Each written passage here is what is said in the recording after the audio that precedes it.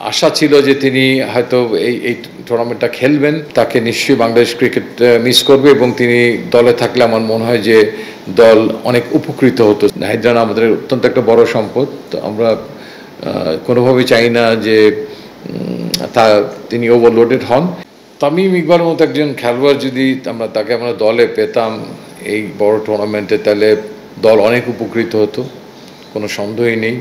তার প্রেজেন্স মাঠে, তার ব্যাট কথা বলছে, তিনি ভালো ছন্দে ছিলেন। তো আমরা তাকে মিস করলাম। আমাদের আশা ছিল যে তিনি হয়তো এই টুর্নামেন্টটা খেলবেন। তো তারপরেও এটা তার একান্ত নিতান্তই ব্যক্তিগত সিদ্ধান্ত। আমরা তার ব্যক্তিগত সিদ্ধান্তের প্রতি সম্মান জানাই এবং বাংলাদেশ ক্রিকেটের তিনি একটা উজ্জ্বল নক্ষত্র। তো তাকে নিশ্চয়ই বাংলাদেশ ক্রিকেট মিস করবে এবং তিনি দলে থাকলে আমার মনে হয় যে দল অনেক উপকৃত হতো, স্পেশালি টপ অর্ডার অনেক উপকৃত হতো ওপেনিংয়ে। শান্ত তো এর আগের থেকেই ক্যাপ্টেন হিসেবে ছিল। তো এই চ্যাম্পিয়ন্স ট্রফিতে ভাইস ক্যাপ্টেন কেন রাখা হয়নি কিংবা প্রয়োজন হলে কে সে জায়গায় দায়িত্ব পালন করবে, আমার মনে হয় যে এটা হয়তো ক্রিকেট অপারেশনস কিংবা বাংলাদেশ ক্রিকেট বোর্ড সঠিক জায়গা যারা নাকি আপনাকে সঠিক উত্তরটা দিতে পারবে। আপনারা খুব মাইনরলি দেখছেন হয়তো খেলাটা, যে খেলা দেখেন আপনি, সেই কারণেই আপনি প্রশ্নটা রেইজ করেছেন।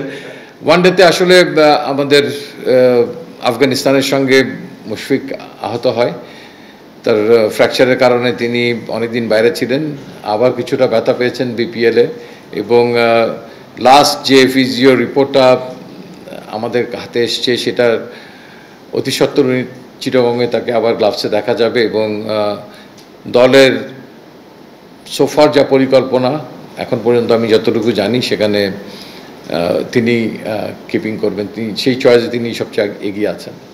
আমার মনে হয় আমি এই কয়েক মাসে, যে আমার 10 মাসের মতো হয়ে গেল, প্রবাবলি এটা একটা বড় কনসার্নের জায়গা আমি দেখেছি।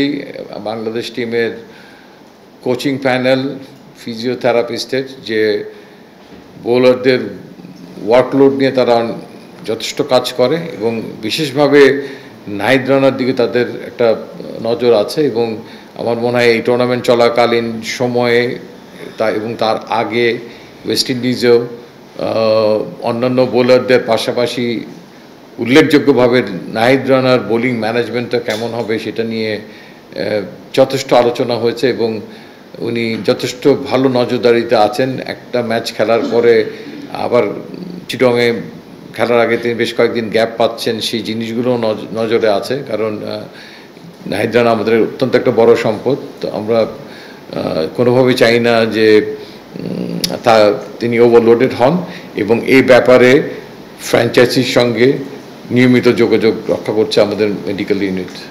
দেখেন, আশা নিয়ে তো যেতেই হবে, প্রতিটা ম্যাচ জেতার জন্য লড়াই করতে হবে। তো সেই আশাটা তো নিশ্চয়ই থাকবে, তবে সেই আশাটার প্রতিফলন তো মাঠে ব্যাটে বলে আমাদেরকে ঘটাতে হবে। তো এবং প্রতিপক্ষ কেউই ফেলনা না। এবং আমি মনে করি 2023 সালে রাওয়ালপিন্ডিতে পাকিস্তান অ্যান্ড নিউজিল্যান্ড দুজনই ওয়ানডে ক্রিকেট ম্যাচ খেলার কারণে তারা কিছুটা কিন্তু এগিয়ে আছে। ম্যাচ এক্সপিরিয়েন্স, ওই জায়গার উইকেট, রান তারা, এই ব্যাপারটা কাজটা অনেক দুরূহ। আমি বলবো যে আমাদের যে 3জন প্রতিপক্ষ, কেউ একজন হোমে খেলবেন দুবাইতে, ইন্ডিয়া ইজ কোয়াইট ফ্রেন্ডলি সেই উইকেটের সঙ্গে।